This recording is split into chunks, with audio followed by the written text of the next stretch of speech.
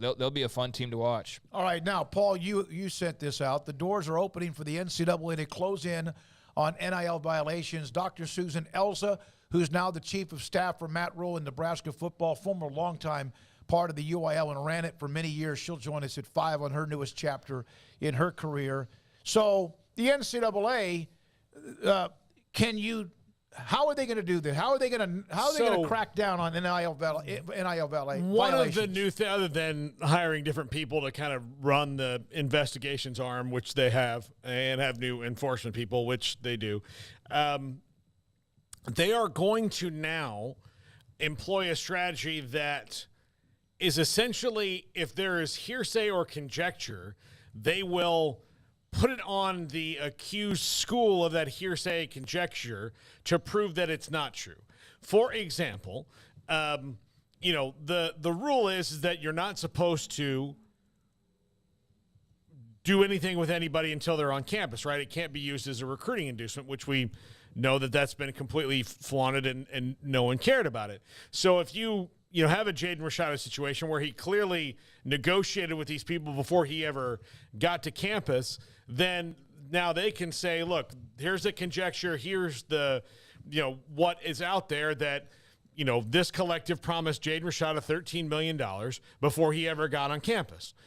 Well, now it's on Florida to prove that didn't happen that way. Now, the penalties would be fines for Florida. No players are going to get in trouble. There's not as much teeth to the penalties. But the problem with saying, well, we heard this conjecture, now you have to prove it's not true, is that if you can't prove that it is, I can't necessarily prove that it's not. And for the example I'll give you is UFOs, right? I cannot, if I don't believe in UFOs, I don't. They're not UFOs.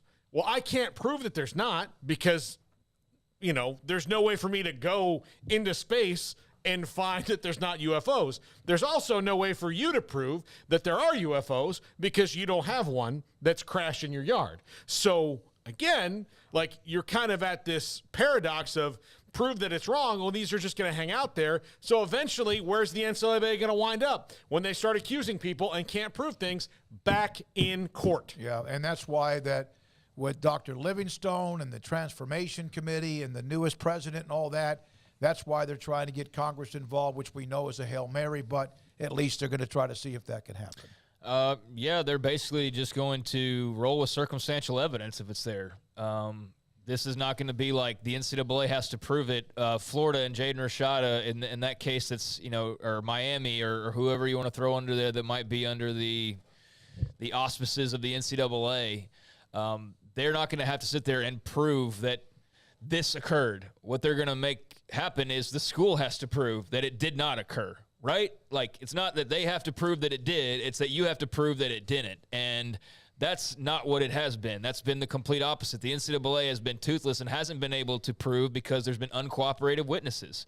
I mean, what school's trying to rat themselves out, right? What coach is trying to get themselves in trouble? What players trying to lose eligibility? So no one cooperates, and everybody learned oh, wow, if you don't cooperate, probably nothing happens for the most part. Then again, there are those that did cooperate.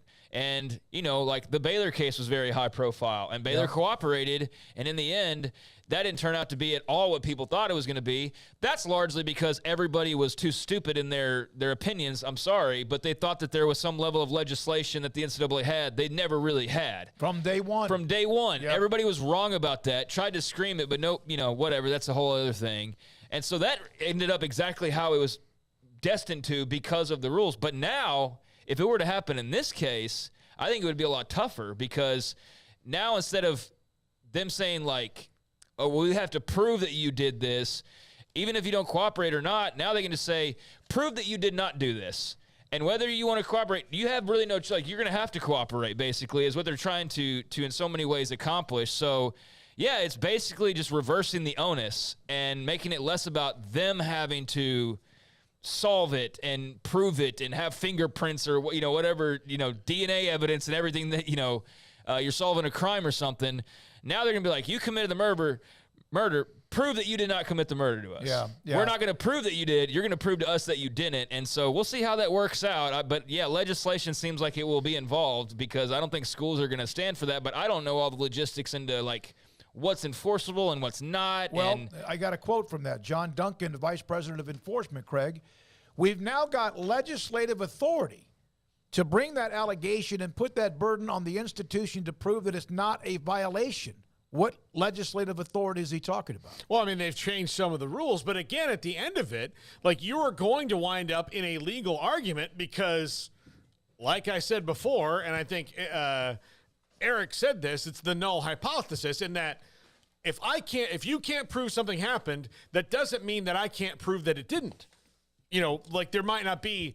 Again, what if there's no paper trail? What if these accusations are completely clandestine? There's not a paper trail. There's not text messages. Now, legislative authority might mean that they might have some sort of subpoena power now. But again, to get my cell phone from me, if I'm the collective or I'm the recruit in this, if you want to get my cell phone from me and those cell phone records, we are going to court. That's not something I'm just going to give over to you. And so that is where they're going to wind up. And to this point, that's not worked out well for them. So outside of any kind of paper trail, this stuff can be really hard to prove because it is just conjecture. They have actually looked into some of the NIL allegations. Some have been closed without penalties. Others remain active.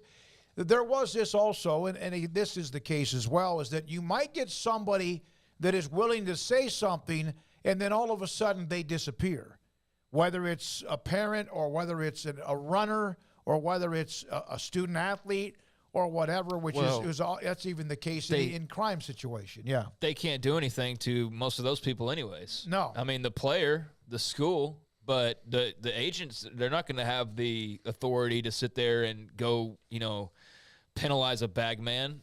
Do those even exist anymore? I mean, is there a need for them bag anymore? Man? A bag man. I think what no one's told me this, but I kind of talk about as their runners. Yeah. Is they're the runners, like, but they can't be penalized. I mean, unless they're employed by the school, which they're not, because they're a part of a collective, which has nothing to do with the school. We know that's a lie. We know that there's a lot working in conjunction with collectives and the universities they represent. But we have this fallacy that, like, somehow, like, no, they're operating completely separately. They have no, like, no, and there's a level of cooperation that has to go on. But when it comes to these violations, I mean, yeah, there's not anything really the NCAA can do to a collective, but they can say, okay, Ohio State, here's 5 years probation or what have you. And so the schools and the player potentially will be the ones on the hook. But again, to what degree they're able to actually enforce something and not have it turn into a lawsuit that drags out through the years and eventually it leads to talk about, are you an employee or, like that kind of thing? I don't think any of that part is resolved, but the NCAA is trying to show that they have some teeth again, is what they're trying to do. They bumped up enforcement staff. They've got this legislation that allows them to kind of ease the parameters of what they were able to do previously.